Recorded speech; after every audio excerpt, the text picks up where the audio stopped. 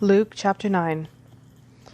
Then he called his 12 disciples together and gave them power and authority over all demons and to cure diseases. He sent them to preach the kingdom of God and to heal the sick. And he said to them, "Take nothing for the journey, neither staffs, nor bag, nor bread, nor money. And do not have 2 tunics apiece. Whatever house you enter, stay there, and from there depart. And whoever will not receive you when you go out of that city, shake off the very dust from your feet as a testimony against them." So they departed and went through the towns, preaching the gospel and healing everywhere. Now Herod the Tetrarch heard of all that was done by him, and he was perplexed, because it was said by some that John had risen from the dead, and by some that Elijah had appeared, and by others that one of the old prophets had risen again. Herod said, "John I have beheaded, but who is this of whom I hear such things?" So he sought to see him. And the apostles, when they had returned, told him all that they had done.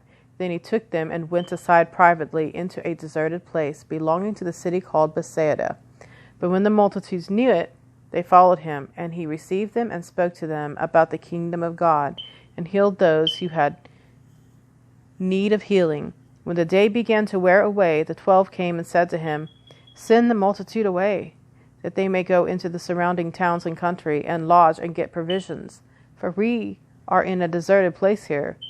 But he said to them, "You give them something to eat."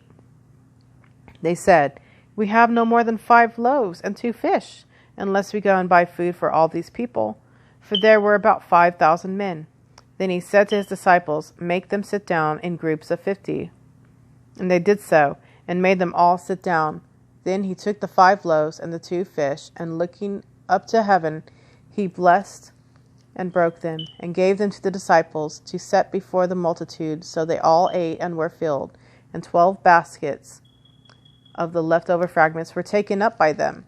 And it happened, as he was alone, praying, that his disciples joined him, and he asked them, saying, "Who do the crowd say that I am?" So they answered and said, "John the Baptist, but some say Elijah, and others say that one of the old prophets has risen again." He said to them, "But who do you say that I am?" Peter answered and said, "The Christ of God."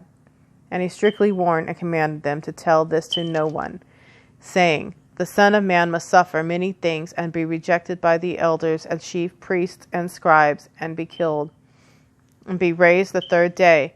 Then he said to them all, "If anyone desires to come after me, let him deny himself and take up his cross daily and follow me. For whoever desires to save his life will lose it, but whoever loses his life for my sake will save it. For what profit is it to a man if he gains the whole world and is himself destroyed or lost? For whoever is ashamed of me and my words, of him the Son of Man will be ashamed, when he comes in his own glory and in his Father's, and of the holy angels. But I tell you truly, there are some standing here who shall not taste death till they see the kingdom of God." Now it came to pass about 8 days after these sayings that he took Peter, John, and James, and went up on the mountain to pray. As he prayed, the appearance of his face was altered, and his robe became white and glistening. And behold, 2 men talked with him, who were Moses and Elijah, who appeared in glory, and spoke of his decease, which he was about to accomplish at Jerusalem. But Peter and those with him were heavy with sleep. And when they were fully awake, they saw his glory, and the 2 men who stood with him. Then it happened, as they were parting from him, that Peter said to Jesus, "Master, it is good for us to be here. Let us make 3 tabernacles, one for you, one for Moses, and one for Elijah," not knowing what he said. While he was saying this, a cloud came and overshadowed them, and they were fearful as they entered the cloud. And a voice came out of the cloud, saying, "This is my beloved Son. Hear him." When the voice had ceased, Jesus was found alone, but they kept quiet and told no one in those days any of the things they had seen. Now it happened on the next day, when they had come down from the mountain, that a great multitude met him. Suddenly a man from the multitude cried out, saying, "Teacher, I implore you, look on my son, for he is my only child, and behold, a spirit seizes him, and he suddenly cries out. It convulses him, so that he foams at the mouth, and it departs from him with great difficulty, bruising him. So I implored your disciples to cast it out, but they could not. And Jesus answered and said, O faithless and perverse generation, how long shall I be with you and bear with you? Bring your son here. And as he was still coming, the demon threw him down and convulsed him.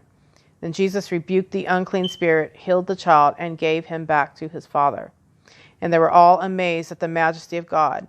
But while everyone marveled at all the things which Jesus did, he said to his disciples, Let these words sink down into your ears, for the Son of Man is about to be betrayed into the hands of men. But they did not understand this saying, and it was hidden from them, so that they did not perceive it, and they were afraid to ask him about this saying. Then a dispute arose among them as to which of them would be greatest, and Jesus, perceiving the thoughts of their heart, took a little child and set him by him, and said to them, Whoever receives this little child in my name receives me, and whoever receives me receives him who sent me. For he who is least among you all will be great. Now John answered and said, Master, we saw someone casting out demons in your name, and we forbade him, because he does not follow with us. But Jesus said to him, Do not forbid him, for he who is not against us is on our side. Now it came to pass, when the time had come for him to be received up, that he steadfastly set his face to go to Jerusalem, and sent messengers before his face. And as they went, they entered a village of the Samaritans to prepare for him. But they did not receive him, because his face was set for the journey to Jerusalem. And when his disciples, James and John, saw this, they said, Lord, do you want us to command fire to come down from heaven and consume them, just as Elijah did? But he turned and rebuked them and said, You do not know what manner of spirit you are of. For the Son of Man did not come to destroy men's lives, but to save them. And they went to another village. Now it happened, as they journeyed on the road, that someone said to him, Lord, I will follow you wherever you go. And Jesus said to him, Foxes have holes, and birds of the air have nests, but the Son of Man has nowhere to lay his head. Then he said to another, Follow me. But he said, Lord, let me first go and bury my father. Jesus said to him, Let the dead bury their own dead, but you go and preach the kingdom of God. And another also said, Lord, I will follow you, but let me first go and bid them farewell, who are at my house. But Jesus said to him, No one, having put his hand to the plow and looking back, is fit for the kingdom of God.